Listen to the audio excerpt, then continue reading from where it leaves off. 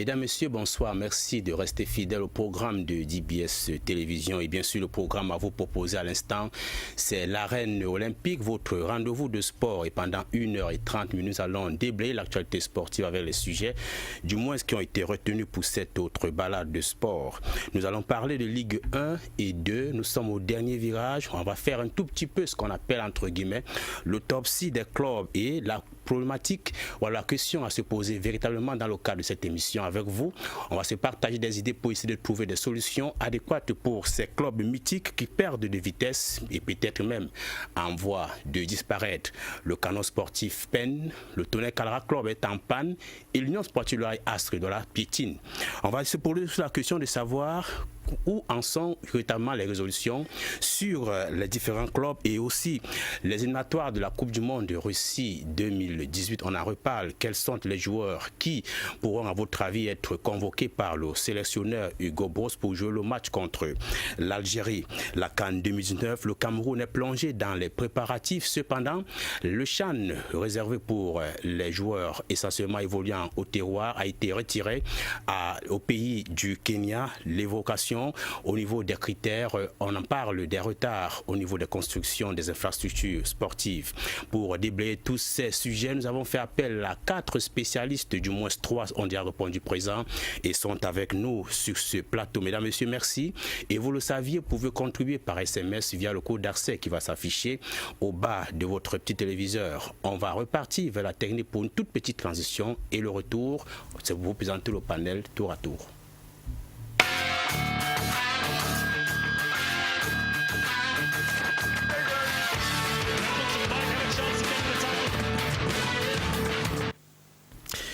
Jackson Jock, consultant et journaliste de DBS Télévision. Jackson Jock, bonsoir. Bonsoir Ludovic, bonsoir à tous ceux qui nous suivent en ce moment. Bonsoir à mes co-panélistes. Et de 15 pour le Tonnerre Calara Club. Je fais battre votre cœur, mais là il s'agit bien évidemment de la finale remportée en Coupe du Cameroun de handball. Et cependant, FAP Police a remporté du côté de monsieur. Un commentaire? Oui, ce n'est un secret pour personne. Vous savez que depuis hier, là, les finales de Coupe du Cameroun se jouent dans plusieurs catégories, en tout cas dans plusieurs disciplines. Il y a eu le handball, il y a eu les jeux de dames, il y a eu la thérophilie, il y a eu le bodybuilding. Mais pour ce qui est du handball, je crois que c'est un club de l'ambassadeur itinérant, Roger Mila, Tonnerre Calara Club handball, qui a encore gagné parce que Tonnerre se succède à lui-même. Il faut dire que ce que je constate, c'est qu'en 2015, le même club dynamique de Bokito a joué la finale de la Coupe du Cameroun de handball avec le même club. Et il se trouve que cette année encore, cette saison encore, les mêmes clubs se retrouvent en finale et c'est toujours Tonnerre Calara Club qui remporte les duels. Donc je pense que... sont-ils finalement trop forts les Calara Boys? Oui. Et les autres sont trop faibles. Quand on voit, même si le score d'hier c'était 16 contre 15. 16 contre 15. Donc c'est vrai qu'au niveau du score, c'était presque... Les deux équipes se tenaient. En tout cas, les deux clubs se tenaient. Mais on a quand même le sentiment que Tonnerre Calara Club est beaucoup plus dans son élément. Ça les porte bonheur du côté du handball et en football. C'est pas totalement ça. On en parlait tout à l'heure. Jackson Joe, vous faites bien de le dire. Un autre invité, il s'appelle Léger Tientueux, il est journaliste, rédacteur en chef du site 45x2. Il nous fait l'honneur, plaisir d'être avec nous. Cela nous a fallu 2 mois, je vous assure, 2 mois de compétition verbal pour qu'il en arrive à décrocher la lune ce soir. Léger Tientueux, bonsoir à vous. Bonsoir Ludovic André Malagal, bonsoir à Jackson Jock, bonsoir également à l'autre panéliste dont je vous laisse le soin de présenter. Bonsoir surtout à vos millions de téléspectateurs. Vous savez, c'est la première fois que je partage votre plateau. C'est un honneur vu l'amitié que nous avons tous les deux depuis votre début dans les médias. Je crois que je suis tout honoré lorsque j'ai appris avec satisfaction que vous m'avez adressé une invitation. Donc c'est vrai que par le passé, ça n'a pas été possible dû au fait que le calendrier ou alors l'emploi a été tellement chargé. Mais cette fois-ci, il a fallu que je fasse tout pour partager ce plateau. Vous savez que je suis déjà un très très grand téléspectateur de ce programme. Donc je vous regarde tous les lundis. Donc c'est pour moi un plaisir aujourd'hui de partager ce programme avec vous. Les Gigentieux, je fais bien de le dire sans me tromper. Vous êtes rédacteur en chef du site 45x2. Entre nous, les journalistes de sport, on peut se jeter des fleurs. Pouvez-vous nous parler de votre site en un mot? Il faut dire que c'est un site dédié exclusivement au football camerounais. Donc nous rendons compte du championnat local, nous rendons compte des prestations des internationaux camerounais ou alors des joueurs camerounais qui évoluent aussi bien en Afrique qu'en Europe et partout dans le monde d'ailleurs. Donc c'est un plaisir pour nous, c'est une passion déjà, telle que la passion qui vous anime lorsque vous dirigez votre programme, telle que la passion qui anime également Jackson Jock lorsqu'il officie ici comme consultant. Donc je crois que nous sommes la jeune génération, nous avons la passion qu'il faut, nous avons certes pas les moyens qu'il faut, mais je crois qu'avec la volonté que nous avons, nous sommes en train de bousculer l'ordre établi. Je crois que nous sommes actuellement au regard des retours que nous avons, je crois que nous sommes sur la bonne voie. Abouti Ongene avec vous, les Gigentieux, AG7 a remporté, du moins c'est le cas de le dire, notre titre avec son nouveau club de bon auspice pour le lendemain meilleur. Bien sûr, elle a l'habitude de gagner en club. Je crois que c'est une gagneuse. Malheureusement, elle n'a pas pu encore le faire avec le Cameroun. On se souvient que lors de la dernière finale de la CAN féminine ici à Yaoundé, vous étiez là, tout comme moi, tout comme Jackson Jack également. On était un tout petit peu déçus que cette très très belle génération ait perdu face au Super Falcon du Nigeria. Je crois que c'est une gagneuse. J'espère qu'elle va tout faire pour pouvoir permettre aux Lions indomptables de gagner, parce qu'au niveau de sa carrière c'est déjà quelque chose. Elle a déjà gagné 2 fois la coupe. Je parle sous le contrôle de Francis Bakaba qui est là, j'ai travaillé déjà sa présence ici. Elle a déjà également gagné un championnat. Je crois qu'au niveau international il faut déjà qu'elle puisse gagner quelque chose avec les Lions indomptables. Je crois qu'avec le nouvel encadrement technique chapeauté par Joseph Doko, qui est le nouvel sélectionneur des Lions indomptables, je crois qu'on peut espérer pour des lendemains au regard des prestations que ces filles nous offrent tous les week-ends à partir de leur championnat. Voilà. Un autre invité, je vous l'ai dit encore tout à l'heure, ils sont 3 sur 4 pour l'instant. Le dernier est annoncé dans les couloirs de la Dan Broadcasting System. Il s'appelle... Alors, il est d'abord très connu sous ce label de Soumanguru terrestre, pour ceux qui sont accros aux pages, aux réseaux sociaux, on va le dire en un mot. Mais de son vrai nom, c'est Francis Bakapa. Francis Bakapa, bonsoir. Bonsoir Ludovic, bonsoir aux panélistes et bonsoir à tous les téléspectateurs de DBS TV. La page Arène Olympique du côté de Facebook, 2800 abonnés. On vous taxe d'oiseaux voyageurs. Vous êtes partout au même moment, finalement, un omniprésent. Effectivement, quand on aime le sport camerounais, quand on veut l'évolution de notre sport, c'est bien beau de toucher du doigt les réalités de notre pays et de notre championnat.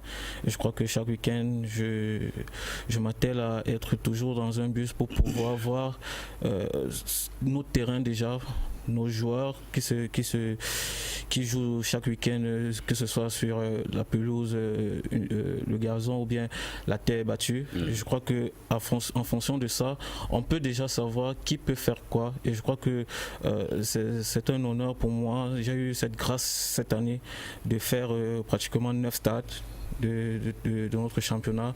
Je suis fier parce que j'ai pu voir des réalités et je crois que la saison prochaine je pourrai faire la totalité. Vous êtes donc de ceux qui sont en réalité appelés toucher la réalité du bout des doigts. Effectivement, parce que j'aime le foot.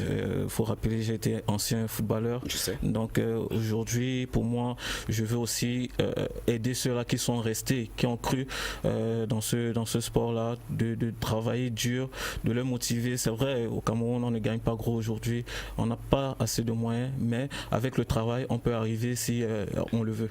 Je souhaite que nous parlons avec vous d'un homme que vous connaissez peut-être très bien aussi en même temps, Nicolas Tonnier. On l'annonce ne plus être officiant d'un banc de touche quelconque de n'importe quel club encore à partir de la saison prochaine. Effectivement, l'entraîneur Nicolas Tonnier a annoncé lors du dernier match ici à Douala contre Eding contre Union, je me rappelle bien, qui ne devait plus être sur le banc de touche, que c'était sa dernière saison. Je crois que c'est un entraîneur qui doit être honoré aujourd'hui pour tout ce qu'il a pu faire. Si aujourd'hui on parle des Astres de Douala, c'est grâce à cet entraîneur qui a donné une nouvelle image au football, parce que Astres c'est un nouveau club. Il a donné une nouvelle image au foot en surnommant le club des Brésiliens. On a vu des joueurs qui sont sortis de ce club, Enama Okuda, Narcissa Kangamia, Enam Mendomo, le défenseur. Je crois que cet entraîneur, il a tout donné au foot. Le foot aussi a tout donné à cet entraîneur. Je crois que être champion avec Eding, ce n'est qu'une couronne pour lui, une satisfaction. Aujourd'hui, il va se reposer du côté de l'ANAFoot et je crois que ça sera une bonne retraite pour lui de ce côté-là. Non, moi je pense pas, juste pour rebondir, je pense pas qu'il va se reposer de ce côté-là, Francis Bakapa, parce que c'est un travail titanesque qu'il va encore abattre dans la détection, et Francis Bakapa faisait bien de le rappeler, c'est quelqu'un qui a su mettre en lumière certains jeux dont on n'avait pas vu.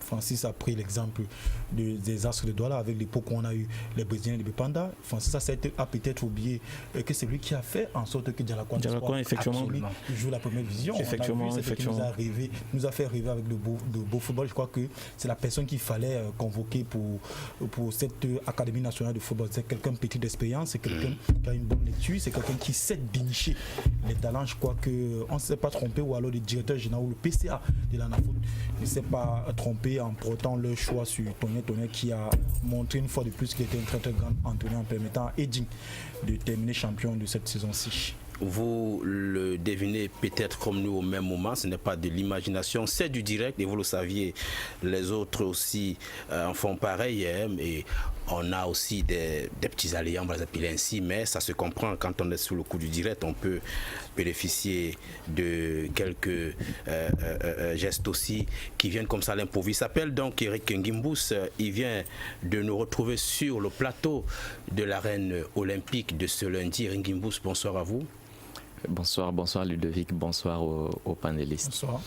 C'est aussi ça, le Cameroun à la CAN 2019, et vous me disiez encore tout à l'heure dans un SMS que les tronçons sont complètement bouchés. On se pose des questions, mon très cher. Comment est-ce que ça s'est passé?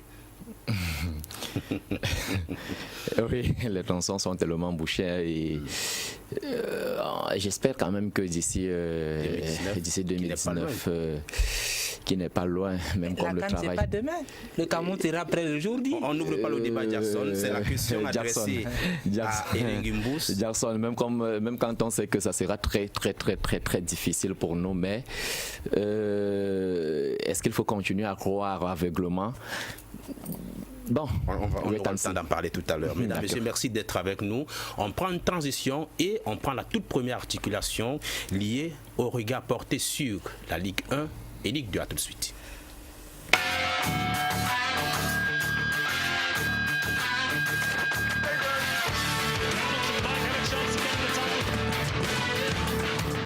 Ligue 2, on va monter au fur et à mesure pour parler tout d'abord de cette Ligue Yaoundé 2, FC sacré champion de cette saison. Léger Tientieux, vous confirmez cette information? C'est vrai qu'il reste encore une journée. Bien sûr, il reste une journée. C'est vrai que Yaoundé 2 est à 3 points de son dauphin qui est AS Fortuna, qui a perdu contre Panthère du Dé. Je crois que le règlement prévoit que lorsque deux équipes arrivent, même s'il arrive que deux équipes aient le même nombre de points à la fin, c'est le goal d'average particulier. Et lorsqu'on regarde le goal d'average particulier entre le leader Yaoundé 2 et Fortuna, Yaoundé est carrément champion. Je crois que c'est un très beau champion que nous avons eu du côté de cette Ligue 2, de ce championnat Elite Tour, parce que ce n'est plus Ligue 2, parce que cette équipe nous a fait rêver. Elle a généralement été en tête du classement pendant plusieurs journées. C'est une équipe qui avait un vrai projet. Et je vous rappelle, Ludovic André Malaga, qu'elle découvert la deuxième division. C'est une équipe qui a fait ses classes au niveau des Interpol. Jackson Djog, vous vous en souvenez, du côté de Bafoussam. Elle est venue en Elite qu'en Elite 2, elle a pu battre les anciennes équipes qui étaient déjà là. Aujourd'hui, elle termine champion. Je crois qu'on est très content pour cette formation qui avait un vrai projet sportif. Aujourd'hui, on n'est pas étonné qu'elle puisse terminer en tête ou alors terminer championne de cette Ligue 2, de ce championnat Elite 2. Maintenant, on espère qu'elle va pouvoir mériter sa place au niveau de l'Elite 1 parce qu'on se souvient que l'année dernière, c'est Stade Bandung, Stade Renard qui avait été sacré champion de l'Elite 2 et cette saison-ci en première division, cette équipe se porte très bien. Elle est 4e, donc je crois que ça montre également que autant la première division est compétitive, autant aussi en deuxième division ça se joue, puisque à présent on ne sait pas quelles sont les équipes qui vont accompagner Yaoundé 2. C'est encore serré, il y a 2 places à prendre. On a AS Fortuna qui est là, on a Fauveau Club de Baham qui est là, on a la Parenthèse Sportive Idée, et il y a aussi Dynamo Bamboulet qui est là. Dynamo a lié ses points parce que 7e 49 points ayant perdu le week-end dernier. Je crois que c'est aussi excitant, mais même au niveau de la base, il n'y a qu'une seule équipe qui a condamné à la relégation. Je crois que on a eu 2 beaux championnats cette saison-ci, les Lille 1 et Lille 2, vraiment c'était super, il y avait plein d'émotions, il y avait plein de suspense Malagal, donc on ne s'est pas ennuyé lorsqu'on voyageait pour regarder les matchs de Lille 2. Eric Gimbous, a priori quelle équipe aviez-vous souhaité être à la place de Yaoundé 2? Ludovic. Oui, bien évidemment, c'est la Dynamo de Douala. Bon, maintenant, malheureusement, 7e avec 49 points, très loin. Oui. Dynamo a perdu, c'était samedi dernier. Bon, la chance n'est plus du moins, Dynamo n'a plus son destin. Et je crois qu'on va retrouver Dynamo la saison prochaine en Ligue 2. Bon, mais maintenant, vous savez, moi je vous ai toujours dit, aujourd'hui c'est le mieux, celui qui organise est bien organisé, que ce soit financièrement, que ce soit donc sur le plan. Moi je dis, quand on regarde, André, quand vous regardez les clubs de Yaoundé aujourd'hui, vous regardez du moins les clubs les mieux structurés aujourd'hui, essayez de damer le pion. Yaoundé 2, Léger le disait tout à l'heure, moi je pense que Yaoundé 2 a mérité largement son sur le plan du management. Oui, sur le plan du management, sur tous les plans. Moi je puisse le dire. Bon, restons d'abord en Ligue 2. Nous allons encore le voir maintenant en Ligue 1. Donc moi je crois que c'est un beau champion. Bon, maintenant il faudra que la saison prochaine que cela puisse se confirmer comme le disait Léger, comment on l'appelle encore, et Renard l'a fait la saison dernière. Donc moi j'ai vu certains matchs de Ligue 2 vraiment qui étaient de haute facture, des matchs qui parce que moi j'ai vu certains matchs où je les comparais avec des matchs de Ligue 1, de très beaux matchs. Donc déjà donc raison de dire que ça joue aussi serré du côté des Lito. Francis, ça joue très serré. Je ne vous retire pas la parole, je vous en prie, je vais revenir à vous, Francis Bakaba. On a donc cette équipe de Yaoundé qui confirme son statut de leader et est même d'ailleurs sacré champion de cette Ligue 2. Je vous donne rapidement ces statistiques, c'est 32 matchs joués, je passe sous le contrôle du rédacteur en chef du site 45x2, 32 matchs joués pour Yaoundé 2, 19 victoires, 9 nuls, 6 défaites, 47 buts marqués, 25 buts encaissés, 60 points. Meilleure attaque du championnat, je voulais y revenir à ce niveau. La 4e défense du championnat. Et la 4e défense du championnat, merci pour ces statistiques. Alors Francis, on ne peut tomber que sous le charme de ces statistiques-là. Effectivement, on ne peut que tomber sur le charme de ces stats. Et je crois qu'aujourd'hui, Yaoundé 2, pour ceux qui ont pu suivre ce championnat, mérite vraiment sa montée. Je me rappelle encore aux Interpol. On n'était pas encore sûr jusqu'à la dernière journée de la montée de Yaoundé 2 qui se portait très très mal, mais a pu se relever.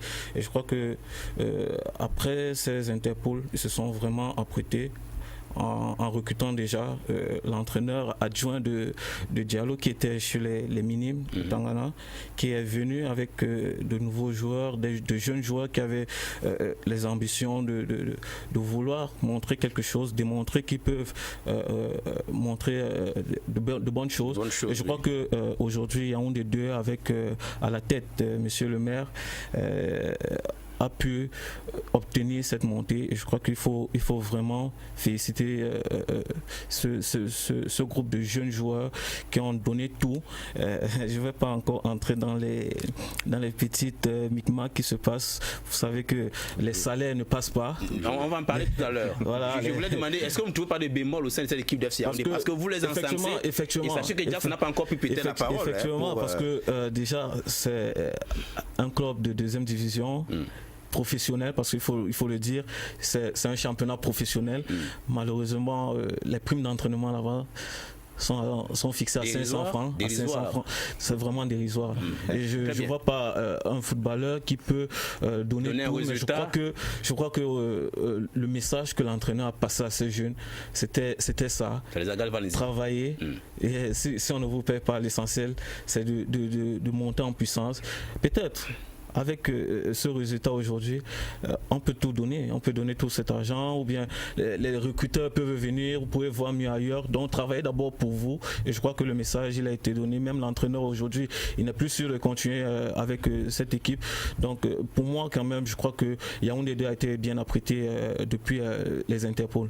Vous pouvez continuer à nous faire parvenir vos SMS. On va tout lire en cette production. Jackson Jock, déjà un SMS. Pourquoi Jackson ne parle pas? Ça nous vient de Bepanda. Alors Jackson, vous avez parlé. Je suis là sur le plateau. En fait, je voudrais dire que c'est vrai, aujourd'hui on parle de Yaoundé 2 qui a fait une très belle saison. Là, il faut féliciter quand même le maire Lucas Samba. Je crois que c'est lui qui est le président de cette équipe. Effectivement. Voilà. Donc maintenant, mais ce qu'il faut relever, c'est que effectivement, c'est une équipe qui a quand même mis du temps en Ligue régionale. Qui a mis du temps en Ligue régionale, et maintenant elle en a de monter en puissance. Et c'est ça vraiment ce que j'ai constaté dans cette équipe. Et ce qui me plaît, c'est que ce sont des joueurs qui jouent ensemble depuis la majorité, en fait. L'Ossature joue ensemble depuis la Ligue. Donc ils ont eu des atouts comme ça, et aujourd'hui vraiment on peut féliciter Lucas Samba. Encore que tout à l'heure Soumanguru parlait des primes à 500 francs. Je crois qu'il faut vraiment être ensemble depuis pour accepter déjà. Et ça relance encore même un autre débat, parce que c'est ce qu'on disait, je crois que c'était la semaine dernière, où on parlait des équipes là qui sont instituts personnels, c'est-à-dire une équipe qui repose sur un individu. Donc je crois que ça commence à poser quand même un problème. Et là, je crois qu'il y a une ouverture, encore qu'on a demandé au club de se professionnaliser, c'est-à-dire les clubs doivent se muter aujourd'hui. Je crois que ça permet quand même au club d'avoir certaines ressources et puis aller en compétition. Parce qu'un club qui est déjà en première division, ou bien un MTN Elite One, aspire peut-être des compétitions africaines. Et là, il va falloir beaucoup d'argent. Même déjà en MTN Elite One, je crois qu'il faut des ressources financières et toutes les ressources même pour être à ce niveau. Donc il va falloir vraiment batailler dur pour se maintenir, parce que le tout c'est pas d'arriver, mais maintenant il faut se maintenir. Au bas du classement de ce championnat Elite Tour, on en parle justement. AS Touameki est 16e avec 34 points, 32 buts marqués, 34 pris pour un goal average de -2. Botafogo est 17e avec 33 points, 31 buts marqués, 43 buts encaissés. DAC 2000, dernier, 30 points et 24 buts marqués. Pour l'instant, la meilleure attaque est de Yaoundé 2, 47 buts marqués. Vous en parliez tout à l'heure, le GTN. La meilleure défense, les deux meilleures défenses sont celles de Panther et Avion, 22 buts encaissés. Et la mauvaise défense revient à deux autres équipes, 44 buts encaissés chacune, Université de Ngaoundéré et Panther Security de Garoua. Des stats que vous confirmez, monsieur le statisticien? Bien sûr, et surtout qu'avec un pincement au cœur, puisque cette équipe de Panther Security la saison dernière était proche de la montée. Cette saison-ci, elle a chuté. On ne comprend pas pourquoi, avec des scores fleuves qu'elle a pu encaisser. On se demande qu'est-ce qui s'est passé entre temps. On se souvient que l'année dernière, Panther Security a joué la montée jusqu'à la dernière journée. Donc je crois qu'il va falloir que les administrateurs de ce côté-là se remettent rapidement au travail.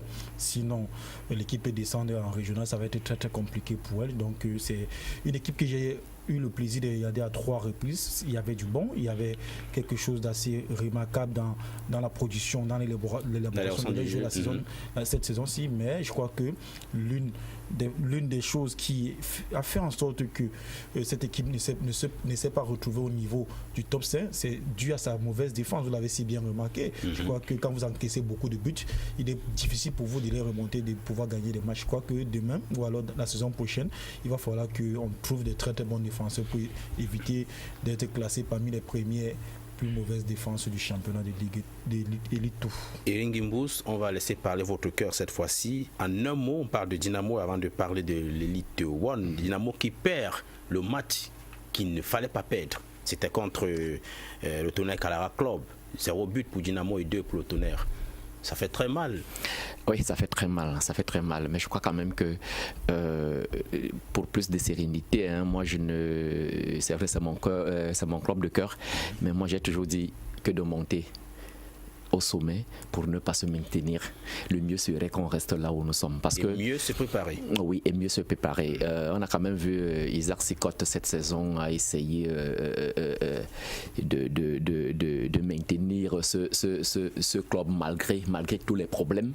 Je ne suis pas en train de dire ici que c'était lui le pourvoyeur ou bien non. Mais je dis, étant à sa tête, il a quand même essayé d'amener un peu d'accalmie, mais je dis jusque-là, la maison bout. Et je pense que tous ces clubs mythiques, parce que là vraiment, je reviens dessus, tous ces clubs mythiques, il faudrait un peu qu'on sorte de là pour que pour qu'on puisse avancer dans ce football. Bon, maintenant, malgré tout, ils ont fait une très bonne saison. Je pense quand même que peut-être la saison prochaine, surtout s'il y a plus de moyens, parce que on l'évoquait tout à l'heure, quand on donne 500 francs pour prime d'entraînement, moi je ne pense pas que même mon fils va manger 500 francs en une journée. Donc vous voyez que cela poserait problème. Donc, mais comme le disait Jackson, à un certain moment, quand des gars sont ensemble depuis un certain bon bout, ils peuvent accepter ce genre de choses. Léger disait tout à l'heure de Panther Security. Qu'est-ce qui a fait en sorte que Panther Security se retrouve aujourd'hui pratiquement au cœur du classement? Si on va fouiller très bien ces informations, on verra que peut-être manque d'argent. Ça veut dire que des gars ne se sentaient plus à l'aise, ils ont perdu certains de joueurs cadres. Donc du coup, cela poserait problème. Donc moi je dis, il faudrait d'abord que des clubs sortent de cet amateurisme pour pouvoir s'enrythmer avec le nouveau format. Bon, mais maintenant, ça devient difficile. Et Dynamo va reprendre la saison prochaine. C'est bien sûr, il va reprendre la saison prochaine. Et je rappelle que Dynamo a fait une mauvaise saison. Parce que Dynamo, ça fait quand même plusieurs années en Ligue 2. Et vous dites que Dynamo a fait une belle saison, étant 7e. Non, Dynamo a fait une belle saison par rapport, par rapport aux saisons précédentes. C'est ça le problème, parce que oui. Et par rapport à son début aussi qui a été difficile. Qui a été difficile. Donc. Donnons-lui la moyenne. Non, pas du tout. La moyenne, il fallait qu'il se retrouve. Elite One à présent avec les affiches de la 33e journée. Déjà c'est pour demain, léger. Jackson Jock, jeudi, voilà, plus précisément jeudi. Demain pour Coton à Pugès. Voilà, Coton à Pugès, le 26. Et les autres c'est pour jeudi. Notamment on suivra New Star contre Canon, Union Sportive de la contre UMS de Loum, Renaissance contre Dragon, Aigle, les Astres de Douala et Digne, déjà champion contre le Racing qui est en lutte pour sortir de la zone rouge. Bamboutos de Bouddha contre Lyon Sport Academy, Lyon blessé contre la Colombe qui ne vole pas très très haut. Il faut dire, Léger, que ce sont là des équipes qui sont en train de lutter pour quitter et sortir du moins de cette zone de délégation. Est-ce que vous y croyez pour cette formation de Racing qui peut quand même encore oser par rapport aux deux autres, c'est-à-dire le Canon, notamment, et Lyon blessé de Foutouni? Bon, avant de répondre à votre question, il faut déjà dire qu'il faut féliciter Colombe. C'est vrai que la première partie de la saison, Colombe ne s'est pas très bien comporté, mais lors de la deuxième partie de cette saison, je crois que c'est l'équipe qui a fait la meilleure série avec 8 victoires. Depuis 2 saisons, sans encaisser. Il n'y a pas d'équipe qui a aligné 8 matchs, 8 victoires. Je crois que c'est ce travail fait par leur encadrement technique. Je pense au coach Charlie Nankam et Thierry Metomok, qui a fait en sorte que ce travail qui a fait en sorte que l'équipe aujourd'hui se retrouve dans une position où elle peut se maintenir aussi facilement. Maintenant, quant à la réponse à votre question par rapport au Racing, je crois que le Racing a grillé l'une de ses meilleures cartes dimanche, la semaine dernière contre les Astres de Douala. Je crois que c'était le match à ne pas perdre. Il fallait au moins prendre le point du Manu pour pouvoir espérer. Je crois que ça va être très très compliqué pour cette formation-là, très très compliqué, puisque le Racing aujourd'hui n'a pas les cartes à main. C'est une équipe qui nous avait montré de très très bonnes choses lors du début de la phase de retour en ayant quand même quelques victoires, mais depuis la suspension de leur gardien décollé pour fraude sur identité, je crois que l'équipe a commencé à chuter au niveau du classement. Ce serait difficile pour cette formation-là qui porte tous les espoirs du département de la MIFI, qui a battu très dur pour se retrouver en première division aujourd'hui, qui est aujourd'hui en ballottage défavorable pour le maintien. Donc vous n'y croyez pas, non? Je n'y crois pas trop, parce que je crois que ça va être très, très compliqué maintenant. Il faut dire, Ludovic Malagal, qu'il y a déjà 2 équipes qui sont déjà condamnées à la relégation. C'est une information que je vous donne. Le Canon, tout le monde le savait. Maintenant, Lyon Blessé est condamné à la relégation la saison prochaine parce que Lyon Blessé n'a pas gagné ces deux réserves émises lors du match déjà contre APGS de Fou, où Lyon Blessé avait porté des réserves sur le gardien de APGS, Junior Dandé, disant que Junior Dandé a triché sur son nom. Lyon Blessé a été débouté par la commission d'homologation et de discipline de la Ligue de football professionnel du Cameroun. Lyon Blessé également n'a pas eu gain de cause par rapport au match contre Dragon et Yaoundé. On se souvient que ce match s'était terminé en queue de poisson. La commission d'homologation et de discipline de la Ligue a tranché en faveur des Dragons, a donné une sanction à Lyon Blessé qui doit verser 500 000 francs CFA et qui perd le match du tapis vert. Je crois qu'aujourd'hui, mathématiquement, Lyon Blessé ne peut plus se maintenir. Donc il y a une seule place désormais qui va accompagner Lyon Blessé et le camp sportif de Yaoundé. Justement, avec vous, Francis Bakapa, je voudrais qu'on parle maintenant du ventre mou de ce classement. On note l'Union sportive de Douala, les Astres de Douala, New Star aussi, des équipes qui sont appelées, des équipes qui sont en danger de toutes les façons. Est-ce que vous croyez que Union, ça va passer ou ça va casser? Ça va être très difficile pour Union. Ça va être très difficile. Union qui a beaucoup misé cette saison sur l'équipe nationale. Le prochain match, ce sera contre UMS, c'est gros quand même. Effectivement, jeudi prochain, il faut gagner. Ils ont des matchs difficiles parce qu'ils ont d'abord commencé par Coton et puis UMS et puis ils vont aller à Bafan. Je crois que c'est très difficile pour Union de Douala aujourd'hui qui a beaucoup plus misé sur la vente des joueurs, l'équipe nationale.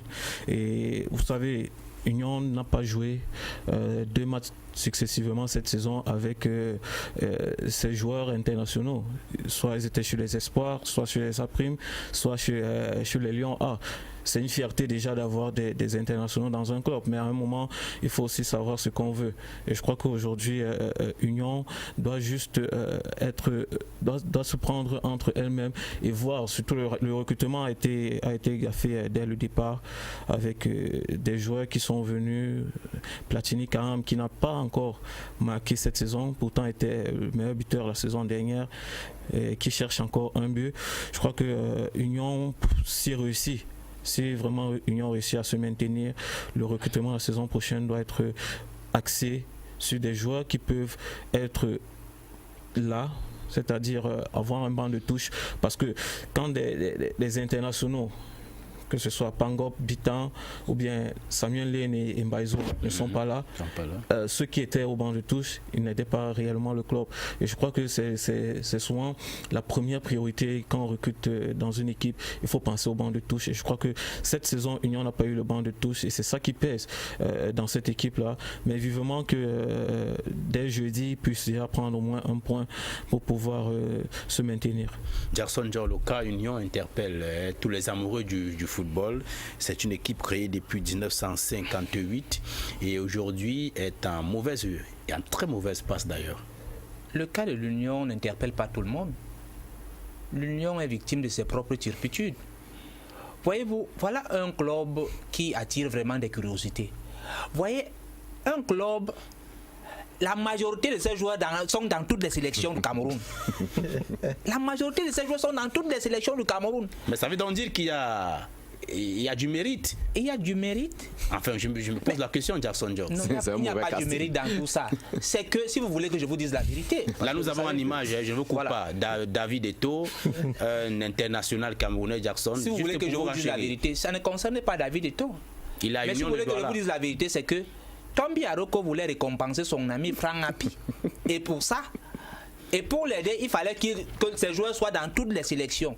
Deuxième chose, Franck Api, comme le club n'avait pas beaucoup d'argent, il faut vendre, c'est-à-dire que il allait il vendait, c'est devenu mais Jackson, qu'est-ce qu'on gagne finalement? Il faut, bon, soyons un peu sérieux pour ceux qui en tout cas, j'ai plein de messages ici pour revenir un peu, qui me disent qu'ils ne dorment pas parce qu'ils sont en train de regarder la Arène Olympique, donc soyons un peu sérieux. Pour être un peu sérieux, c'est bon de venir avec un peu de sourire de temps en temps. Voilà, pour être un peu sérieux, nous parlions tout à l'heure d'une équipe, et vous savez qu'une équipe, c'est qu'il faut conserver un certain nombre de talents. Et c'est ce que Union de Douala n'a pas fait. C'est-à-dire que tous les joueurs étaient dispersés durant toute une saison. On les retrouvait dans toutes les sélections. D'autres, parfois, on vendait. D'autres, je ne sais pas. Et même, voyez-vous, je me dis toujours, depuis 2012, que je constate que Union de Douala est une équipe ou un club qui n'a même pas de projet. Mais chaque fois, on nous dit seulement XXL. Mais je me souviens, si c'est en 2014 ou 2012, où quand Union avait gagné le championnat avec John Kep, mais quand on parlait du championnat camerounais, mais le président Franck Api nous avait dit que il n'est plus dans cette dimension. Je me souviens, il jouait avec Zamalek. En Champions League, il jouait avec Zamalek. Il dit que vous me parlez de Zamalek lors d'une conférence de presse. Il dit que vous parlez de Zamalek, c'est le nom. Et il dit c'est le nom. Mais qu'est-ce qui s'est passé? Zamalek a gagné aller et retour. Donc je crois que Union de Douala aujourd'hui est plus folklorique que footballistique. Et je me rends compte aussi que à un moment, il faudrait, quand on n'arrive pas vraiment à certains résultats, il faut libérer le plancher et donner à une autre personne la chance de pouvoir conduire le club. Voilà. Les autres clubs, donc, un peu plus haut, on va prendre avec Eric Nguimbous avant de revenir avec Francis qui est déjà là depuis l'entame de cette émission, bien évidemment. Eding, ce n'est plus un sujet, on en a largement débattu ici, même si je vais essayer d'écouter aussi l'expertise sur ce volet de Léger Tientu. Avec vous, Eric Nguimbous, qu'on parle un tout petit peu de ce club Stade Renard qui a été récemment promu. Et ce n'est pas une mauvaise position que ce club occupe. Être quatrième quand même quand on est bleu dans une arène comme celle-là, on peut s'en féliciter d'être au devant de la scène et de certains vieux biscards qu'on ne peut pas évoquer ici. Oui. Renard a fait une très bonne saison de mon point de vue. Ils n'ont pas encore dit le dernier mot. Oui, ils n'ont pas encore. Ils sont quatrième. Mais moi je dis, même s'ils étaient sixième, pour ma part, ils ont fait une très bonne saison parce que étant bleus, ils sont arrivés, mais ils ont su garder ce dynamisme qu'ils avaient en Ligue 2. Donc c'est une très bonne saison, malgré même parce que on a vu, je crois, ça sera sous le contrôle de Léger, pratiquement les 7 premières journées, mais ils étaient là, bon, mais au milieu du championnat, ils ont un peu baissé, ça se comprend. Donc je crois que s'ils gardent le même rythme, bon, la saison prochaine, ils pourront dire quelque chose.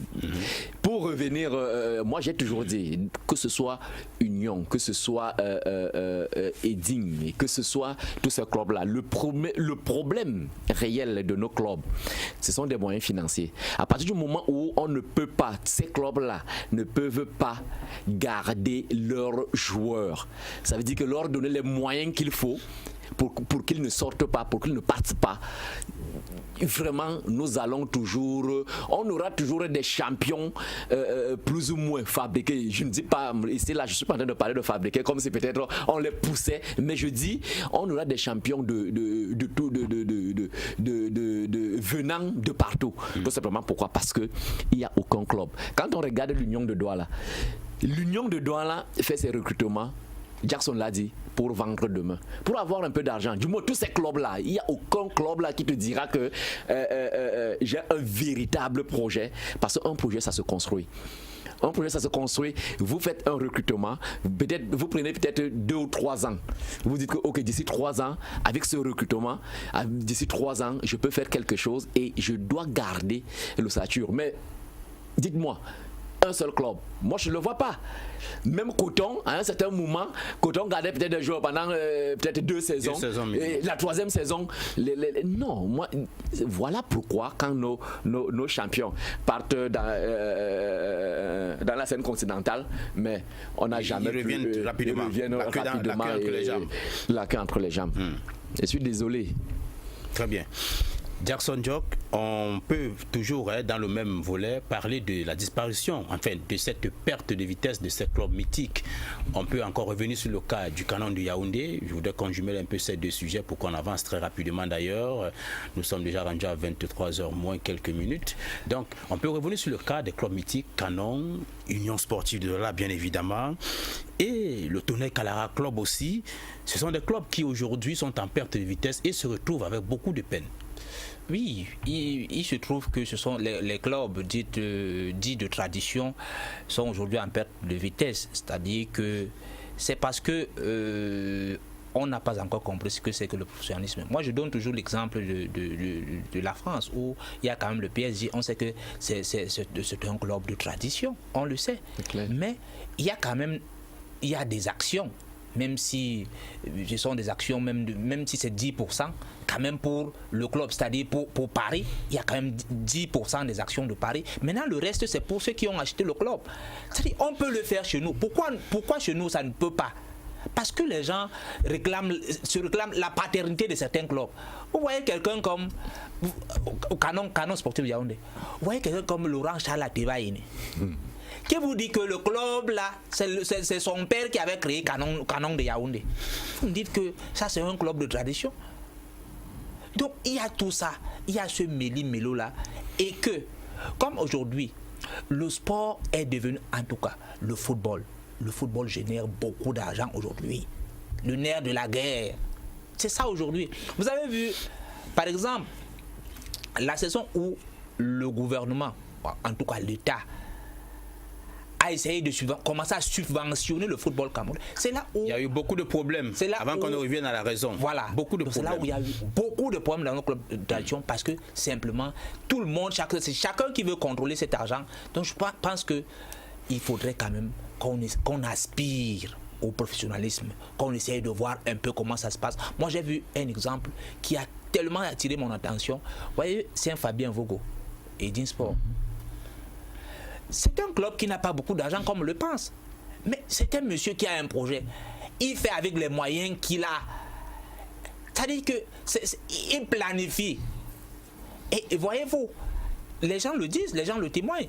Lorsque, au début de la saison, mais personne, moi je ne pouvais pas croire que Edin Sport aujourd'hui, même quand il disait avec, les gens parlent aujourd'hui de la fausse modestie, moi je me disais que effectivement, c'est ce que Edin va faire. Se maintenir. J'étais très surpris de savoir que Edin aujourd'hui est champion du Cameroun. Donc voilà quelqu'un dont c'est ça qu'on appelle un projet sportif. Léger, est-ce qu'on peut comprendre aussi dans tout ce qu'on peut dire de ces clubs mythiques qui sont en perte de vitesse, qu'il y a à cela à rajouter un problème de paiement des salaires des joueurs, des primes? Pour ceux qui sont d'habitude dans les réseaux sociaux, Léger Tientu avec sa page officielle, vous avez décrié un certain nombre de clubs qui ont des salaires impayés auprès de leurs joueurs et d'autres accumulent d'ailleurs même plusieurs matchs des primes des joueurs qui n'ont pas été versés. Est-ce que c'est une source de démotivation pour ces joueurs qui évoluent dans les clubs mythiques? Une très belle question, Ludovic André Malagal. Moi je crois que c'est en réalité la première cause de démotivation. on ne peut pas avoir des clubs qui ont aussi une assise populaire assez vaste, comme le Lion de Douala, comme le Canon de Yaoundé, comme le Tonnerre. On peut encore comprendre, comme Jackson le disait, que certains clubs peuvent souffrir de ces problèmes parce qu'ils reposent sur les épaules d'un seul individu. Mais vous avez des clubs où toute une communauté se retrouve.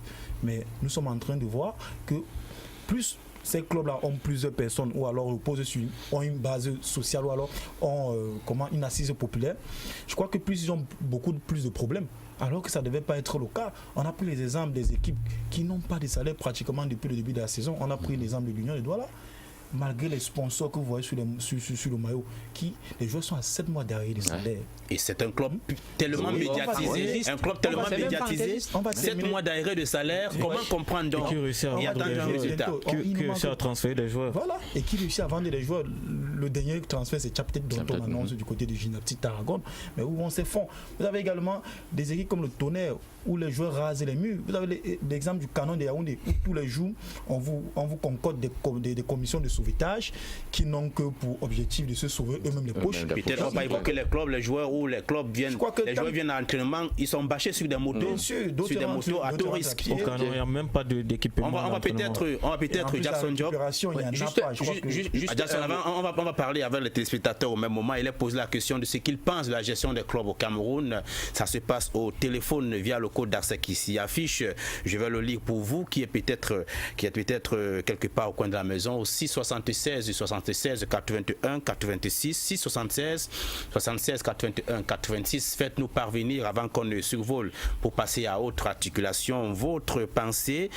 Que pensez-vous de la gestion des clubs au Cameroun? On en évoque d'ailleurs le cas qui est tapant à l'œil des clubs purement mythiques, voire mystiques, très populaires et très médiatisés, accumulent 7 mois de salaire auprès des joueurs, des cumuls de matchs de primes non évacués, des joueurs qui viennent à l'entraînement bâchés sur des motos taximènes à tout risque. On parle de cette gestion, Jackson Jock, on parle quand même du champion d'Afrique. Oui, tout à fait. Je voulais revenir tout à l'heure pour parler des subventions. Vous savez, les subventions de l'État. L'État octroie des subventions, pourquoi? C'est-à-dire, on a dit d'abord pour les salaires des footballeurs. On a bien précisé que c'était d'abord pour les salaires des 100 000 francs par jour. 100 000 francs par jour. Donc on a précisé en voulant octroyer on a précisé, parce qu'on oublie souvent cela. Alors, dites-moi donc, comment un club comme Union de Douala, qui aspire le haut niveau, qui vend les joueurs, qui a tous les joueurs qui jouent dans presque toutes les sélections du Cameroun, qui n'arrivent pas, qui a des arriérés de 7 mois. Et vous me dites que c'est un club qui doit se maintenir. Mais c'est un club où je souhaite bien que ce club rentre au bas-fond pour aller aux enfers de la Ligue 2.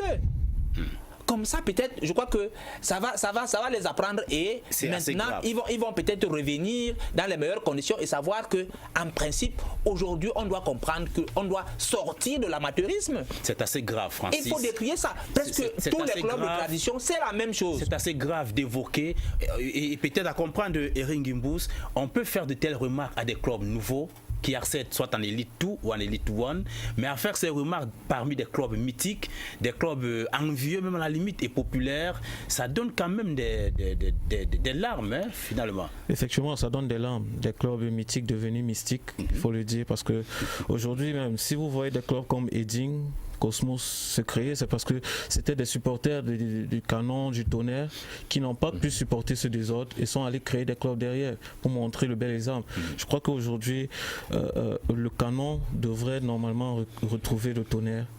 Comme ça, ils vont bien bagarrer là-bas en bas. Et on aura de belles affiches je crois que la saison prochaine, le championnat sera pour vous. Non, le championnat. La gesticulation donc de ceux qui disent que le vrai Canon n'a pas joué la Ligue et ils vont s'en référer. Ça, c'est pour eux là-bas. Ça, c'est pour eux là-bas. Le Canon est en 2e division. Et la saison prochaine, je crois que nous aurons un championnat de Ligue 2 très animé avec le Canon, Dynamo, Tonnerre et même Racing. Ça va faire la guerre de l'or. Pourquoi pas? peut-être si Léopard réussit à monter, je crois que ça va être un championnat très animé. Où va-t-on finalement, chers téléspectateurs? Nous attendons rapidement vos réactions pour nous dire comment est-ce que vous pensez de la gestion des clubs au Cameroun. Où va-t-on? Et on s'attend finalement à quel championnat, mon très cher Léger Tientieux? Un championnat de Ligue 2 qui va être un peu plus attrayant que celui de Ligue 1, parce que quand on voit qu'en Ligue 2 on aura le Canon, le TKC et peut-être Dynamo de Douala qui est là, Jackson qui peut-être n'est pas très supporter de l'Union, mais parle aussi de Union entre guillemets. Entre Panthère et Fouvou. À quoi s'attend-on finalement? Ça va être compliqué. Je crois que ça va certainement donner quelque chose d'attirant pour cette deuxième division, même si on aurait souhaité que ces équipes qui ont quand même marqué l'histoire du football camerounais se retrouvent en première division. Mais je crois que ces équipes sont victimes de leur propre titre, parce qu'en réalité, il n'y a pas eu d'éjection scientifique de ce côté-là, il n'y a pas eu d'éjection professionnelle, il n'y a pas eu de projet comme Jackson le disait. Je crois que c'est normal aujourd'hui qu'elles se retrouvent en élite tout.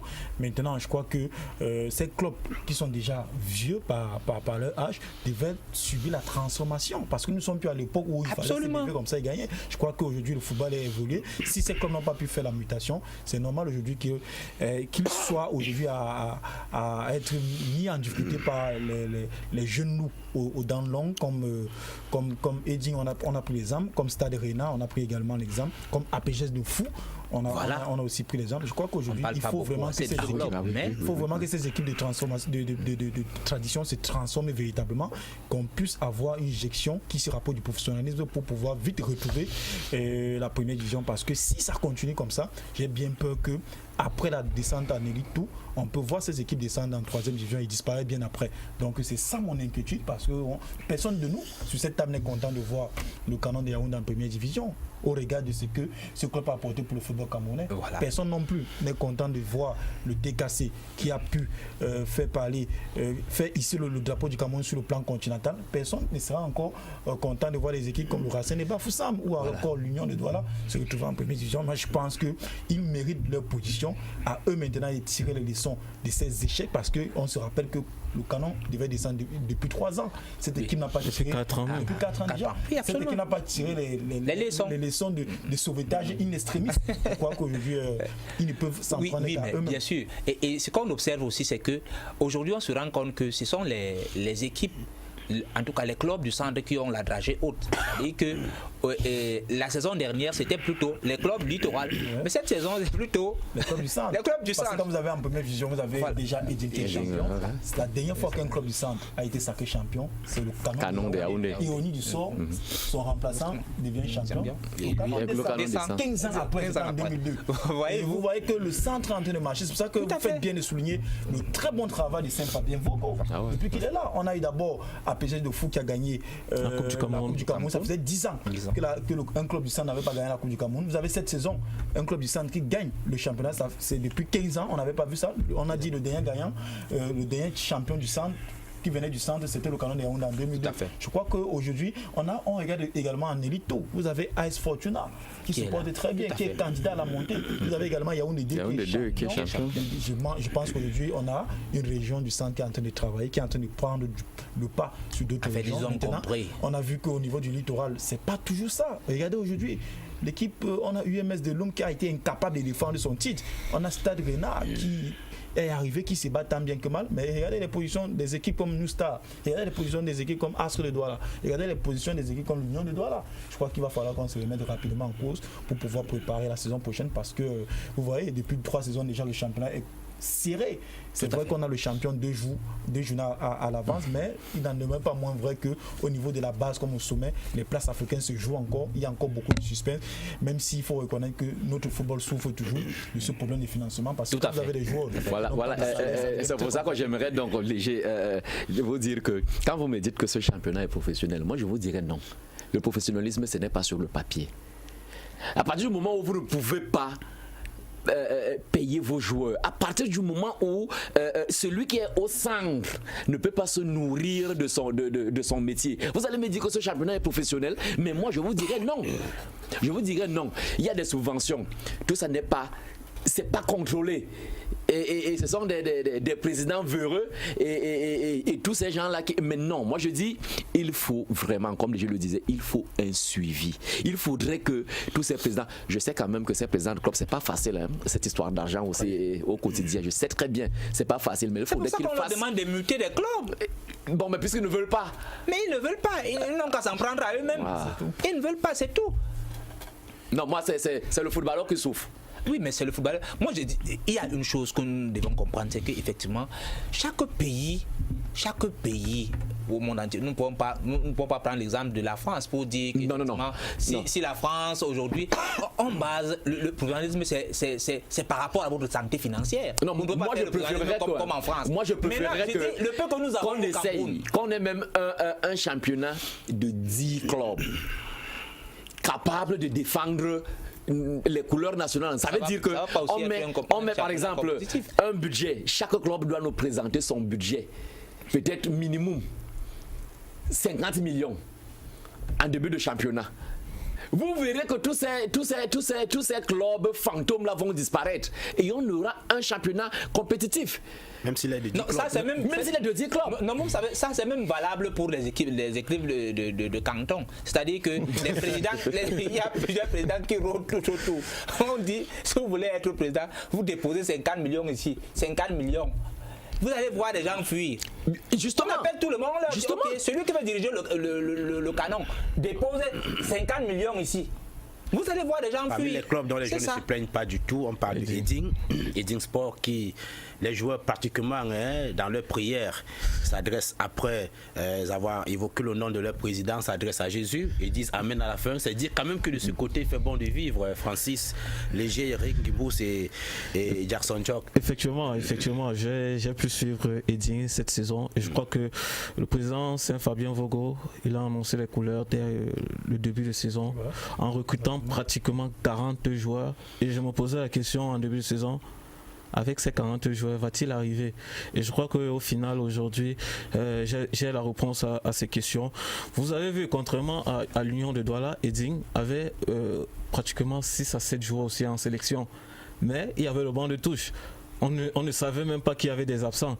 Donc c'est pour dire que quand on recrute, quand on sait ce qu'on veut, on doit faire un recrutement. Aujourd'hui, Eding est déjà champion, il s'apprête déjà pour la Coupe la Ligue des Champions. Ils ont déjà commencé les recrutements. Ils ont déjà commencé les recrutements. Je vais prendre un peu un match qui m'a marqué.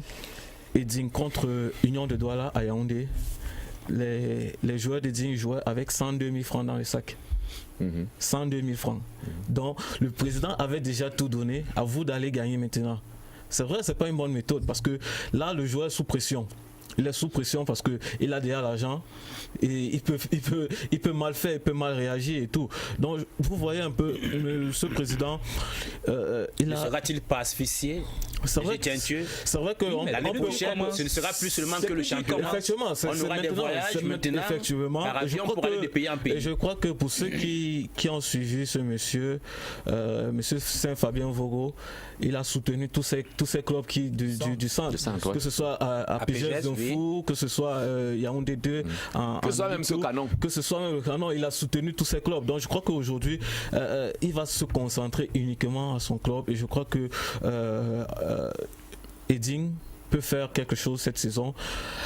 Il suffit juste qu'on ne vienne pas mettre les bâtons entre les roues de ce monsieur.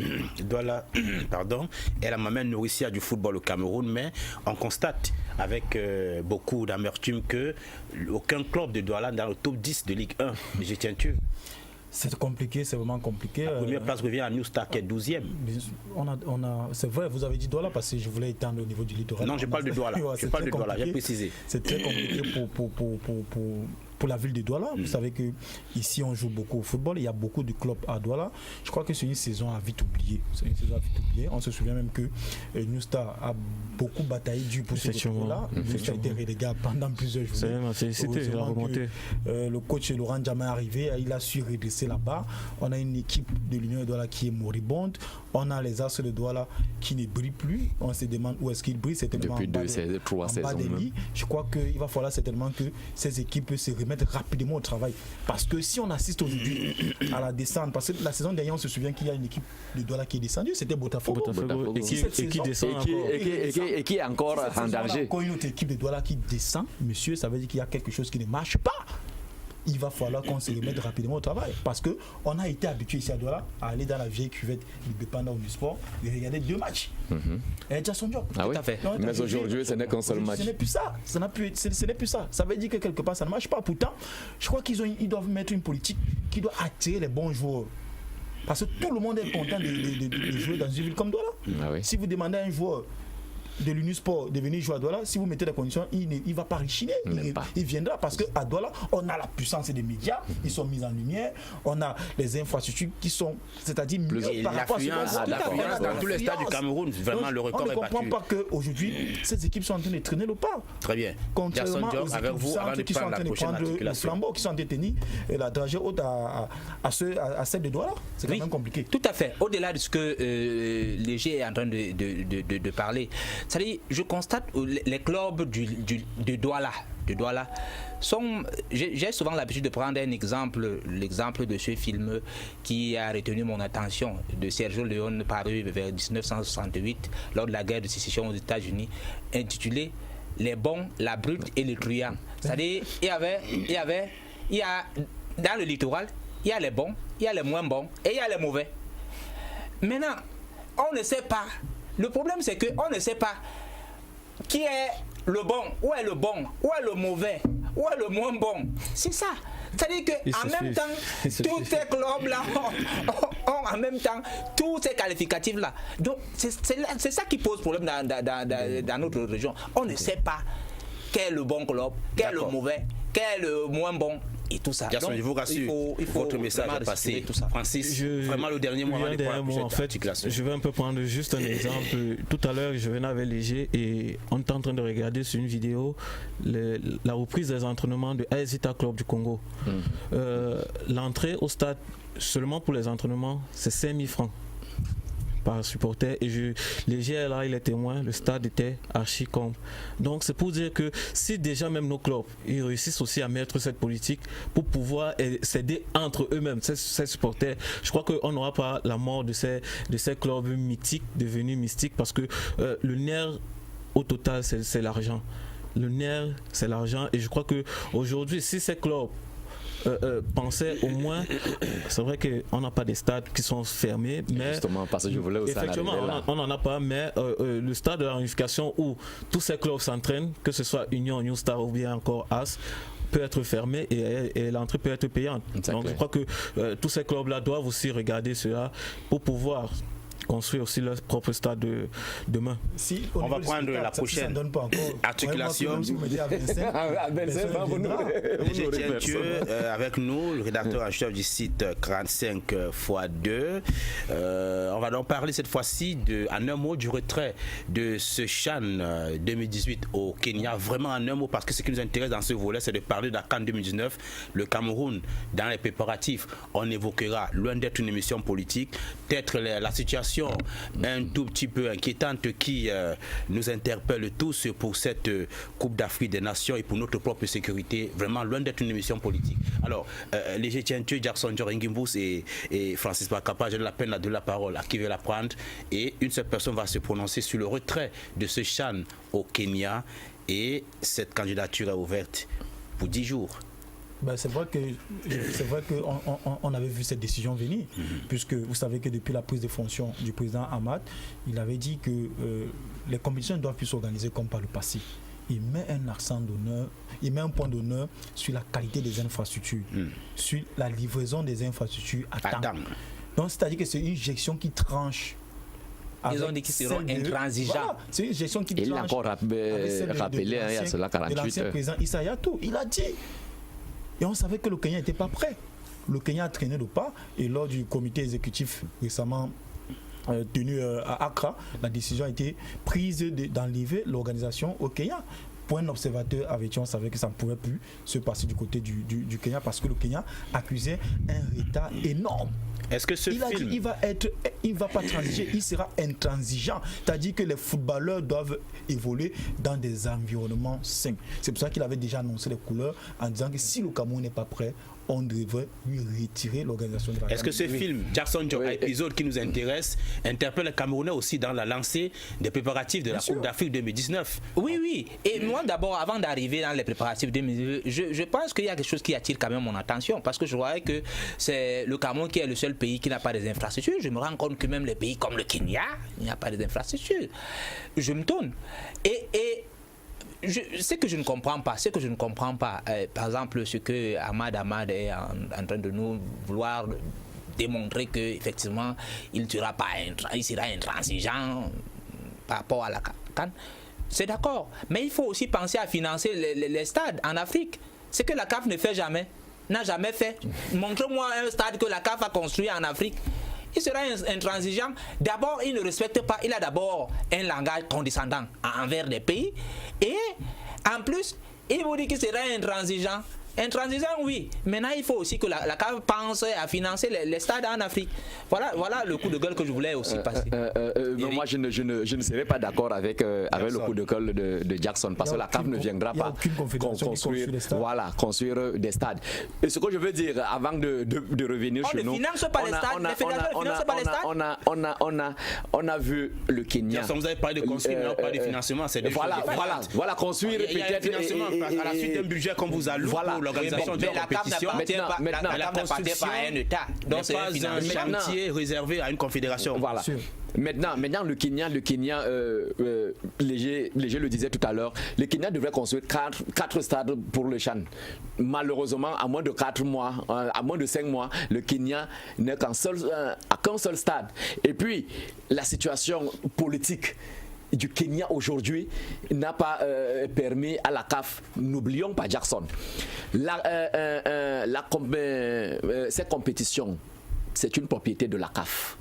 Ça veut dire que Ahmad a le droit de se soucier de sa compétition. Non, le comité exécutif, ce n'est pas Ahmad. Bon, c'est lui. Oui, je suis d'accord. C'est lui. Mais c'est le numéro 1. Oui, mais c'est le comité exécutif. Ce n'est pas voilà, lui. d'accord. Donc, la CAF, Ahmad se soucie de cette compétition-là. Imaginez, vous-même, regardez des centaines de milliards de francs qui tournent autour de ces compétitions. Vous savez que des sponsors qui viennent de toutes parts, et qu'on arrive dans un pays comme le Kenya ou bien le Cameroun et qui est un échec total. Mais non, l'image de la CAF sera écorché. Donc moi je dis en ce moment-là, le Kenya, il fallait que la CAF puisse réagir. Oui, et Francis ne s'est pas encore prononcé. Je voulais juste répondre. Allez-y rapidement. Moi, je voulais répondre pour dire que effectivement, c'est là alors où se pose un véritable problème. Parce que voyez-vous, le CHAN par exemple, le CHAN ne rapporte rien au pays, dans les différents pays qui participent à cela. Ça ne rapporte rien. Les infrastructures là resteront où? Partiront où? Mais les infrastructures, ce n'est pas la CAF qui les finance. C'est pour ça que je dis. Si il peut parler d'intransigeance, je suis d'accord avec lui. Mais je dis qu'on pense aussi à financer les États. C'est normal. Très bien, le problème, juste un mot. Le problème, c'est parce que vous ne pouvez pas mettre la pression on ne vous force pas à faire acte de candidature pour organiser une compétition. Si vous pensez que vous n'êtes pas prêt, mais laissez-vous. Le Cameroun est resté pendant combien d'années? On ne voudrait plus avoir des compétitions au rabais comme ça a été. Non, il n'y a pas eu de compétition au rabais. Comme ils disent alors, lorsque la compétition commence, il y a encore le coup de pression, même la CAN féminine. Francis Baka. Vous avez vu le mondial 2014 au Brésil? Vous avez vu le mondial 2014 au Brésil? C'est le Brésil qui construisait les stades encore. Ah, d'accord. Il faut d'abord avoir les infrastructures pour candidater. C'est clair. Pour demander d'habiter. Le Brésil, je me souviens que le Brésil a terminé un stade pendant la compétition. Non. Ils ont voulu refaire le Maracana. Non. Les meilleurs sentiments. Ne désorientons pas. Voilà la rénovation. On va certainement passer par. Moi, si j'étais chef de classe, j'allais dire qu'il est l'élève le plus discipliné de ma salle de classe, ou alors de mon plateau, Francis Bakava. On vous écoute. Non, pour moi, je crois que la CAF a retiré le Kenya avec raison. avec raison aujourd'hui. Et je crois que Amad aujourd'hui avait déjà montré les signes depuis son élection par rapport à l'organisation des compétitions.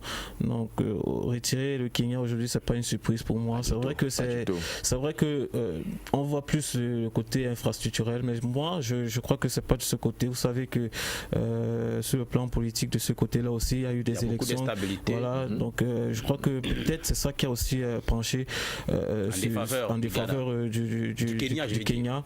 Bon, maintenant j'espère que d'ici 10 jours on aura déjà un autre pays qui va organiser cette compétition, et enfin que chez nous aussi au Cameroun on puisse déjà bien s'apprêter, parce que vous savez le championnat finit dans 2 journées, ça va être très très difficile pour Rigobert Song et d'avoir des joueurs compétitifs. Il faudrait donc multiplier des matchs amicaux, que ce soit des matchs amicaux internationaux, parce que nos clubs là, ces joueurs qui vont aller au repos, s'ils reviennent en stage comme ça va être très difficile et on ne pourra pas faire un bon résultat de ce côté-là. Très bien. Le cas du Cameroun nous interpelle tous. Je vous le dis encore, vraiment, ne faites pas une émission.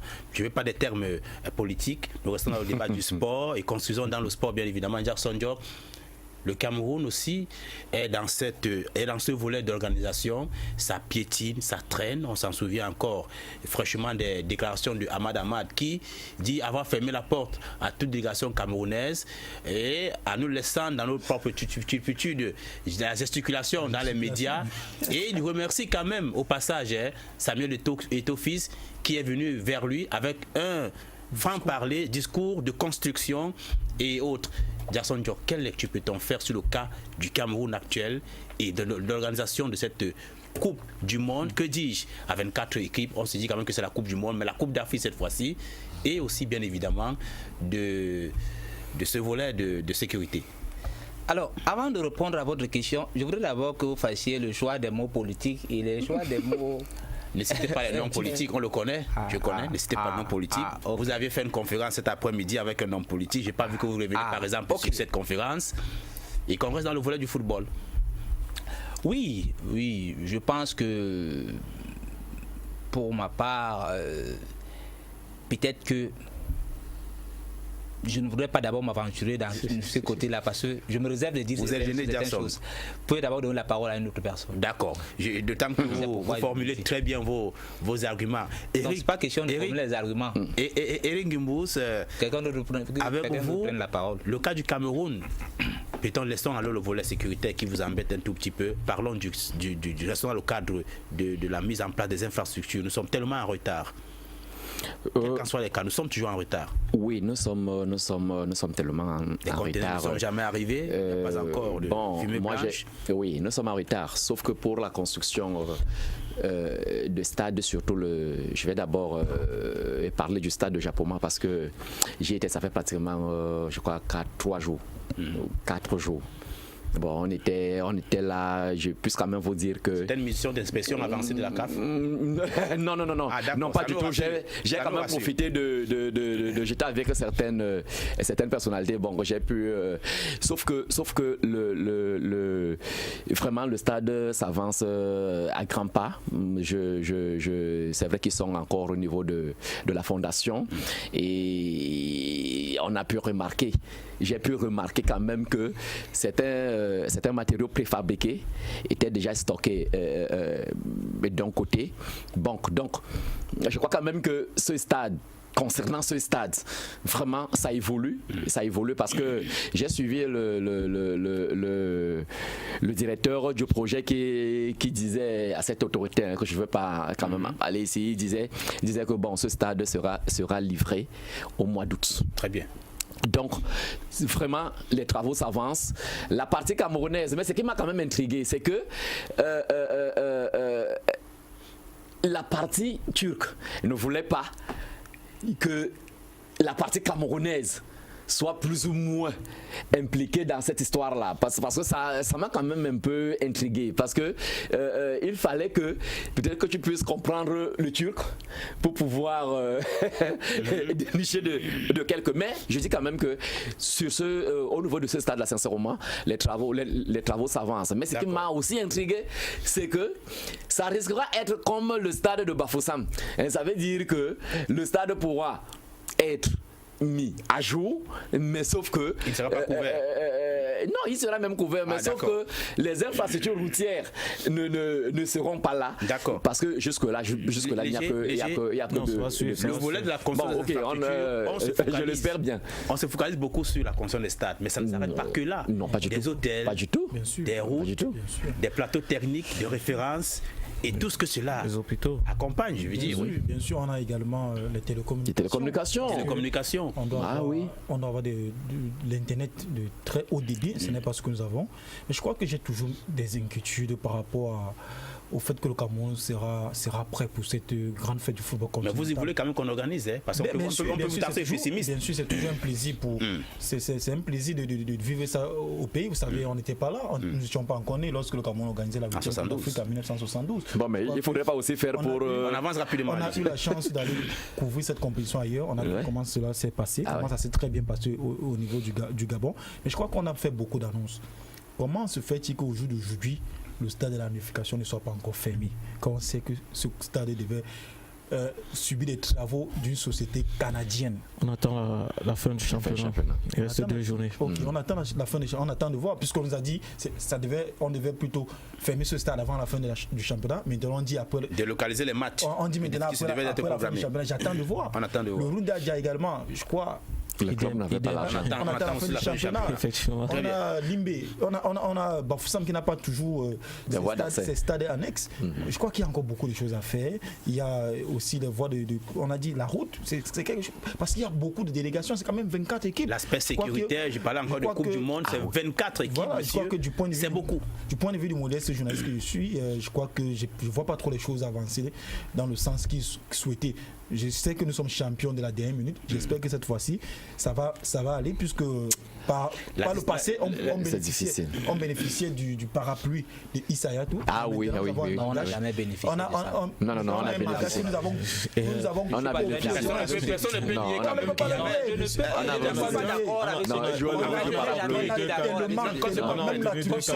Même l'attribution de cette canne. Effectivement. Depuis 1972, le Cameroun n'organise pas. Je vous assure, c'est parce qu'Hayatou était là quand on nous a donné la canne. Il nous reste 9 minutes 30 secondes, le temps de clôturer. Francis, si tout le monde parle au même moment, on va rien construire à la fin. Patrice. Effectivement, je crois que aujourd'hui, on doit vraiment être inquiet. On doit être inquiet. Très. Je fais partie de ceux-là qui veulent voir la CAN au pays, parce qu'en 1972, je n'étais pas encore né. Mais nous sommes en retard. Je crois que les techniciens s'attellent à ce que ça puisse aller très très vite. Vivement, le championnat, quand il va se terminer, d'ici là, la réfection de nos stades, que ce soit la vieille cuvette de Bepanda ou bien de Runda Dia, qui sera refaite. Pour moi, j'espère qu'on pourra le faire. Maintenant, après les stades, on le disait bien, après les stades, c'est pas seulement ça. Moi, j'habite à Koto, il n'y a pas de route. On va nous dire, par exemple, que il n'y aura pas de délégation de ce côté-là, mais il faut des routes, parce que sur la ligne Bonamoussa Dia-Aquanor, cette route-là, je crois que il y a un stade qui est de ce côté qui sera pour les entraînements, le stade de Bonamoussadi. Donc il faudrait des routes au-delà même de ça, le tourisme a fait partie. Vous n'allez pas demander aux autres. Effectivement, quand vous entrez dans une voiture, vous passez quelque part, ça fait partie du tourisme. Et je crois que tout cela, il faudrait qu'on refasse un peu de tour dans notre pays. Jackson Joe, nous y sommes. Oui, je crois que les inquiétudes, c'est normal pour nous qui n'avons pas encore eu le privilège peut-être de vivre la CAN chez nous. Mais je crois que ça avance. Ça avance. Vous savez, il faut parfois éviter les discours des hommes politiques, parce que les hommes politiques sont ce qu'ils sont. Et ce qui est en train d'être fait, c'est aussi ça. Vous savez, j'ai un autre rôle ici à DBS, c'est que je fais la revue de presse chaque matin. Et là, j'ai quand même un certain nombre d'informations. Et ce matin, je crois que c'était la Voix du Centre qui parlait encore de 47 hôtels qui ont été recensés pour la CAN 2019. En attendant la décision finale de la CAF. Donc je crois qu'il y a quand même un certain nombre de choses qui ont d'être faites. Non, mais dans ces hôtels, il y a même des hôtels de 2 étoiles. Oui, non, il n'y a pas les hôtels de 2 étoiles. Allons-y. Si on attend l'homologation de la CAF, ça veut dire que la CAF a quand même un standing qu'on doit respecter. Oui, mais bien sûr, on a besoin d'augmenter ces étoiles. Allez-y, poursuivez, Jackson. J'ai dit ceci, ne vendons pas le scepticisme et tout ce que nous voulons. Attendons voir. Maintenant, on peut décrier le fait, par exemple, que vous savez que rarement je suis très d'accord avec un certain nombre de choses. Parce que, vous savez, je me tiens toujours un peu du côté. J'ai suivi le discours d'Ahmad à BBC le week-end qui disait que personne n'a jamais dit qu'on a retiré la CAN au Cameroun. Ce sont les Camerounais eux-mêmes qui ont dit dans les médias et qui gesticulent dans les médias, et j'attends qu'il continue à gesticuler. Et il dit que si Samuel Eto'o ne venait pas. J'ai donc compris que, écoutez, si c'est quand même un responsable, le premier responsable de la CAF qui vous dit ça, non, nous on a le droit aussi de rester tranquille. Donc maintenant, c'est que ne vendons pas aussi le scepticisme aux gens. Il y a quand même un certain nombre de choses qui est en train d'être fait. Et je crois que si celui-là quand même qui est le premier des Camerounais dit nous serons prêts le jour dit, même si on n'est pas prêt, ce qui est sûr, on va organiser. Je conviens avec moi que si vous les journalistes, vous n'avez pas évoqué ce sujet, je vous dis que jusqu'à l'heure actuelle, rien ne bouge. Ah, ça c'est une chose. Voilà. Très bien. Ce qu'on puisse dire donc maintenant, en un mot, de chez Tientieux, sur les joueurs à convoquer face à l'Algérie, le Cameroun n'a plus pratiquement rien à perdre ni à gagner. Est-ce qu'il va falloir faire appel à certains locaux, et peut-être certains joueurs qui évoluent sur le continent africain et d'autres dans les championnats, appelons les championnats perdus, pour leur donner la chance. Troisième zone. Je crois qu'il n'y a plus rien à gagner. Dans cette compétition, nous avons perdu. Parce qu'en Algérie, pratiquement, à cause de votre coach que vous supportez. Je n'ai jamais. Je pense que j'ai toujours été constant. Monsieur Jackson Jock, vous le savez aussi. Ah oui, c'est avec cet entraîneur que nous avons été champions d'Afrique. Jackson Jock. Non, ça a été S'il faut changer quelque chose dans cette équipe, je crois qu'il faut d'abord changer l'entraîneur. C'est clair. Je crois qu'il a échoué. S'il avait sur tous les plans, s'il avait une non-souveneur, il devait lui-même démissionner. Depuis. Je crois qu'il faut donner la chance à d'autres joueurs qui évoluent. Il ira encore travailler. Je pense à Louis Fodiou qui joue au Soudan, qui joue la Ligue des Champions tous les ans. Je pense à Ayutaku qui a AS Vita Club qui fait des très bonnes choses, qui a été dans l'équipe type du championnat du côté du Congo. Je crois également que au niveau du championnat local. Franck a déjà été à l'équipe nationale du Cameroun, Jackson Jock. Non, pour Franck encore, tu l'amènes au mon frère. Si vous commencez comme ça, on va aussi vous dire qu'il faut qu'on appelle les voyez-vous donc que le travail de sélectionneur est difficile, Jackson Jock. Non, vous connaissez sérieux. C'est clair, monsieur. Nous voulons quelques noms de vous. Il y a des joueurs du championnat local qu'il faut convoquer. Il y a des joueurs qui évoluent au niveau de l'Afrique qu'il faut convoquer. Je crois également qu'il faut certainement bâtir un groupe solide pour préparer cette CAN que nous allons organiser. Puisqu'aujourd'hui, s'agissant de la Coupe du Cameroun, s'agissant de la Coupe du Monde, je crois que c'est fini. Mais je crois qu'il y a une compétition, les éliminatoires de la Coupe d'Afrique 2019. C'est vrai que nous sommes bien qualifiés. Nous sommes bien qualifiés. En tant que pays organisateur. Mais nous allons jouer pour la mise en forme. Mais la seule crainte, c'est que si on nous retire la CAN, ça va être dangereux. Donc, il faut jouer les matchs de qualification à fond. Oui, à fond. Non, on ne va pas rien n'est garanti. Mais monsieur, vous ne pouvez pas dire qu'on ne va pas retirer. Vous n'êtes pas devant pour nous dire ça. Attendons de voir. Nous allons vous présenter. On doit bien jouer, on doit continuer à jouer les éliminatoires de la CAN avec un peu plus de sérieux pour prévenir. Parce que si on nous retire la CAN, il faudrait que nous soyons premiers de notre poule. Effectivement. Vous voyez. Maintenant, il faut convoquer les nouveaux joueurs. Il faut laisser les joueurs qui n'ont pas donné satisfaction. Mais on a convoqué les nouveaux joueurs. Il y a les Yaya Banana. Mais attendez, qu'est-ce que vous voulez? Ce sont des joueurs qui sont là depuis. En même temps, on peut aider la sélection de Rigobert. Avec Rigobert, il est nouveau. On peut aider la sélection de Rigobert qui apprête le CHAN. On peut convoquer des joueurs qui évoluent sur le plan africain, et on peut aussi essayer ces nouveaux joueurs, ces joueurs qui n'ont jamais été convoqués en sélection mais qui évoluent en Europe, qui ont de belles performances. Maintenant nous sommes chaque jour on parle de reconstruction. Je crois que pour 2019 ça doit commencer dès maintenant, parce que on n'a plus de compétition que ce soit en 2017 ou bien 2018. La prochaine compétition, c'est 2019, la CAN. Et je crois qu'il est temps maintenant pour construire, pour bâtir une nouvelle équipe qui va pouvoir... c'est pas ceux qui étaient là, tous ne sont pas mauvais, il faut juste compléter, et je crois que c'est maintenant que ça doit commencer. L'entraîneur a du boulot à faire. C'est vrai que son contrat aussi. Lequel entraîneur? L'entraîneur qui est là, tu vois, jusqu'à présent, c'est lui qui est là. Jusqu'à présent, à partir du moment où Tombé à Roko a été jusqu'à 7h, toutes les actions de Tombé, jusqu'à 7h, il est là, il est encore entraîneur, et son contrat termine en février. Et je crois que mieux on le laisse terminer son contrat que d'aller payer encore plus cher. Non, on va le laisser terminer, c'est qui est sûr. En lui débutant, avec Finke, effectivement. Donc, on le laisse, il termine son contrat. Et en mars, dès qu'on reprend les qualifications de la CAN, on sait qu'on a déjà un nouvel entraîneur qui peut nous amener quelque part. Puisque lui-même il est arrivé en février, le 13 février, il faut qu'il reparte encore en février. Donc il n'y a pas de souci là en février, il doit partir. Il doit repartir. Très bien.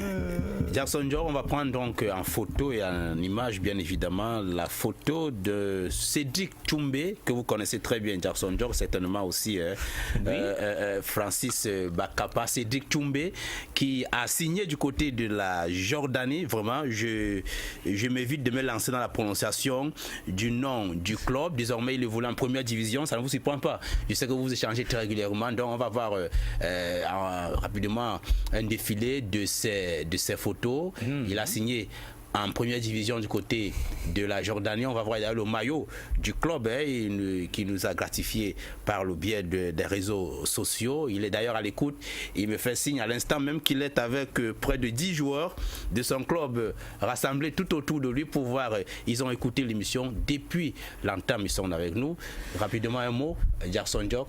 Oui, voilà, je crois que ce sont des joueurs camerounais qui sont comme ça dans l'anonymat. On ne les voit pas aujourd'hui. S'il est peut-être sous les feux de projecteur, c'est important. C'est vrai, quand on parle de Jordanie, ça ne tape pas trop à l'œil, mais... Oui, et vous savez aussi que les perles rares au Cameroun, vraiment, ces dernières années, c'est pas... Dans les grands championnats. Donc, je crois que ça ne fait pas grand bruit.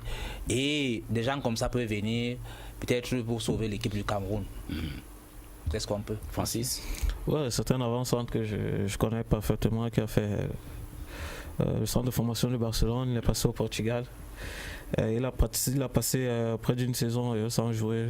Aujourd'hui, se relance en Jordanie. C'est vrai que j'ai découvert la Jordanie il y a pratiquement 2 ans avec un autre Camerounais qui était là-bas, Jean-Michel Lin. Je crois que c'est pas différent de l'Arabie Saoudite ou le Qatar. Il suffit juste qu'il se donne à fond et pourquoi pas, peut-être il pourra retrouver un championnat de renommée.